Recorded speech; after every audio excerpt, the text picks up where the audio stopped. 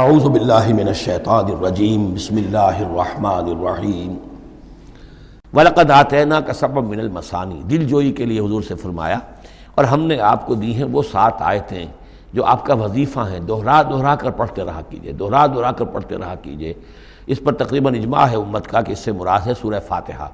7 آیتیں جو بار بار پڑھی جاتی ہیں۔ اب آپ دیکھیے کہ ہر شخص جو نماز پڑھتا ہے دن میں کتنی مرتبہ سورہ فاتحہ پڑھ رہا ہے، ہر نماز میں کتنی مرتبہ پڑھ رہا ہے، دوہرا دوہرا کر یہ آیت جو ہے، جیسا کہ ہم نے جب سورہ فاتحہ پڑھ رہے تھے، من لم یقرأ بفاتحۃ الکتاب لا صلاۃ لمن لم یقرأ بفاتحہ، اس کی کوئی نماز ہی نہیں ہے، نماز کا جزو لازم ہے۔ بلکہ قسمت الصلاۃ بینی و بین عبدی نصفین والی حدیث میں نے آپ کو سنائی، حدیث قدسی، تو وہ تو اصل الصلاۃ ہے ہی سورہ فاتحہ۔ والقرآن العظیم، اور یہی بڑا قرآن ہے، یعنی یہ اپنی اہمیت کے اعتبار سے، اپنی فضیلت کے اعتبار سے خود اپنی جگہ پر سورہ فاتحہ ایک قرآن عظیم کا درجہ رکھتی ہے۔ اسی لیے اس کو اساس القرآن بھی کہا، اس کو کافیہ بھی کہا، شافیہ بھی کہا گیا، یہ ام القرآن بھی ہے۔ وَلَقَدْ آتَيْنَاكَ، اے نبی ہم نے اتنی بڑی بڑی دولتیں آپ کو دی ہیں۔ یہ کیوں گنایا جا رہا ہے یہ ذرا آگے آپ کو معلوم ہو جائے گا، کیونکہ بہرحال حضور کو یہ احساس ہوتا تھا یا نہیں ہوتا تھا، دیکھنے والوں کو تو احساس ہوتا تھا۔ ابو جہل مالدار ہے، ولید بن مغیرہ اتنا بڑا چودھری ہے، یہ محمد تو یتیم تھے، کوئی مال دولت ان کے پاس نہیں، کوئی ان کی حیثیت نہیں، ہاں کچھ عرصے سے کچھ کھا پی بھی رہے ہیں تو وہ بیوی کا مال ہے، اپنا تو نہیں ہے۔ یہ ان کی نگاہوں میں جو ان کے معیارات تھے، جو ان کے اندازے تھے سوچنے کے، وہ تو یہ تھے۔ اس حوالے سے یہاں بظاہر حضور سے خطاب ہے، لیکن اصل میں ان کو بتایا جا رہا ہے کہ بدبختو تمہیں کیا معلوم ہم نے ان کو کتنی بڑی دولت دی ہے۔ وَلَقَدْ آتَيْنَاكَ سَبْعًا مِنَ الْمَثَانِي وَالْقُرْآنِ الْعَظِيمِ، ہم نے ان کو وہ 7 آیتیں عطا کی ہیں۔ ایک حدیث کے مطابق جیسی آیت نہ قرآن میں اتری کوئی اور اس کے مثل، اور نہ تورات میں نہ انجیل میں، یہ سورہ فاتحہ ہے۔ وَلَقَدْ آتَيْنَاكَ سَبْعًا مِنَ الْمَثَانِي وَالْقُرْآنِ الْعَظِيمِ وَلَا تَمُدَّنَّ عَيْنَيْكَ إِلَىٰ مَا مَتَّعْنَا بِهِ أَزْوَاجًا مِّنْهُمْ، تو اے نبی آپ کی نگاہیں نہ اٹھیں اس ساز و سامان کی طرف جو ہم نے ان کو عطا کیا ہے۔ ابو جہل کو اگر دے رکھا ہے، ولید بن مغیرہ کو دے رکھا ہے، اور بڑے سرداروں کو دے رکھا ہے، ان کی جائیدادیں ہیں، ولید بن مغیرہ کے باغات طائف میں بھی ہیں، اس کی جائیداد طائف میں بھی ہے، مکے میں بھی ہے، آپ کی نگاہ ادھر اٹھے ہی نہ۔ پر کاہ کے برابر، جیسا کہ ایک حدیث میں آتا ہے کہ دنیا مافیہا کی حیثیت اگر اللہ کی نگاہ میں ایک مچھر کے پر کے برابر بھی ہوتی تو اللہ کسی کافر کو ایک گھونٹ پانی بھی اس دنیا سے نہ دیتا۔ جو اللہ کا ماننے والا اور جاننے والا، اللہ کو جاننے والا ہو، تو اس کی نگاہ میں تو پھر اس دنیا و مافیہا کی وہی وقت ہونی چاہیے، وہ متاثر نہ ہو یہاں کی چمک دمک سے، آپ کی نگاہ اٹھے ہی نہ۔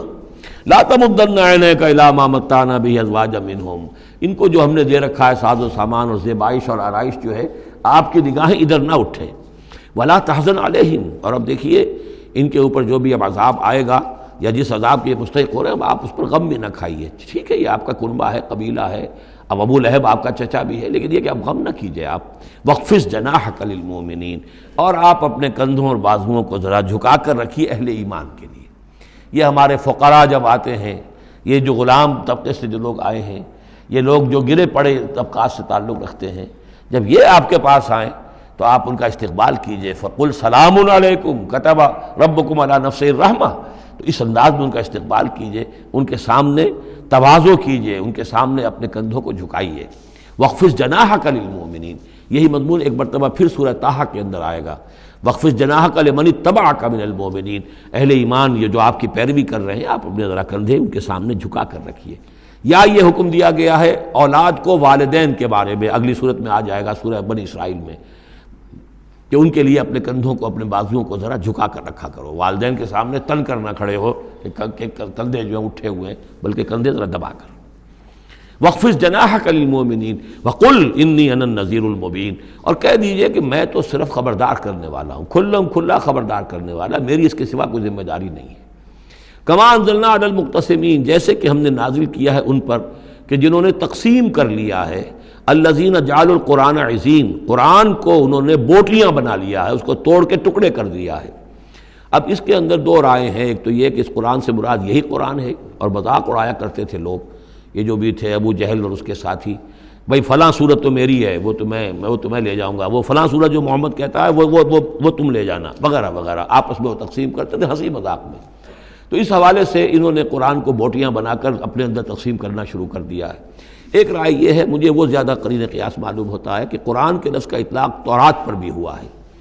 کہ یہ قرآن وہ ہے جو محمد پر نازل ہوا، ولا بالذی بین یدیہ، ایک اور جگہ ہم آگے چل کر دیکھیں گے، وہ قرآن جو اس سے پہلے تھا، اور وہ گویا کہ وہ تورات تھی، اللہ کی کتاب۔ تو جس طریقے سے تورات کے ٹکڑے ٹکڑے کر دیے تھے یہود نے، اور قراطیسا تجعلونہ قراطیسا تبدونہا وتخفون کثیرا، یہ ہم پڑھ چکے ہیں سورہ انعام کی آیت نمبر 91 میں۔ تو جیسے کہ ٹکڑے ٹکڑے کر کر اور کچھ حصہ ظاہر کیا، کچھ چھپایا، تو ان دونوں کی رائے ہے وہ میں نے آپ کے سامنے پیش کر دی۔ فَوَرَبِّكَ لَنَسْأَلَنَّهُمْ أَجْمَعِينَ، تو تیرے رب کی قسم اے محمد صلی اللہ علیہ وسلم، ان سب کو ہم جمع کر کے رہیں گے۔ اما نسألنہم اجمعین، ہم ان سے پوچھ کر رہیں گے، یہ لفظ وہی آ گیا ہے فَلَنَسْأَلَنَّ الَّذِينَ أُرْسِلَ إِلَيْهِمْ وَلَنَسْأَلَنَّ الْمُرْسَلِينَ، یہ جو سورہ اعراف کی آیت نمبر 6 تھی، ہم لازماً پوچھ کر رہیں گے ان سے بھی جن کی طرف رسولوں کو بھیجا گیا، اور ان سے بھی کہ جن کو رسول بنا کر بھیجا گیا۔ فَوَرَبِّكَ لَنَسْأَلَنَّهُمْ أَجْمَعِينَ، تو آپ کے رب کی قسم ہم ان سب سے پوچھ لیں گے، حساب کتاب لے لیں گے، یہ تھوڑے سے وقت کی بات ہے، آپ ذرا صبر کیجئے۔ اما کانوا یعملون، جو کچھ کہ یہ کر رہے تھے، فاصدع بما تؤمر، یہ ہے وہ آیت۔ اب ڈنکے کی چوٹ علی الاعلان کہیے جس چیز کا آپ کو حکم ہوا ہے۔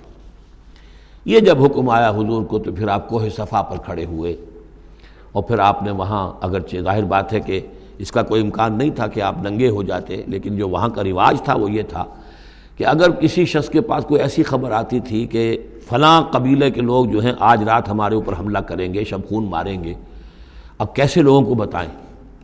کوئی کمیونیکیشن ماس میڈیا تو ہے نہیں، کیسے خبر دیں، کیا کریں؟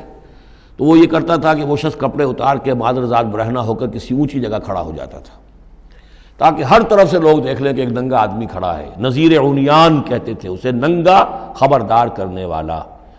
اب جہاں تک اس کی آواز جا رہی ہے، آواز لگاتا تھا وا صباحا، ہائے وہ صبح جو آنا چاہتی ہے، آیا چاہتی ہے، اس لیے کہ صبح کے وقت ہوتے تھے حملے، یہ جس کو آج کل آپ کہتے ہیں small hours of the morning, وہ بہت غفلت کا وقت ہوتا ہے آدمی کا، صبح رات کے 2-3 بجے جو ہے ٹھنڈی ٹھنڈی نیند آئی ہوتی ہے، اس وقت وہ آتے تھے، حملہ کرتے تھے، لوٹ مار کرتے تھے، قتل کرتے تھے اور بھاگ جاتے تھے۔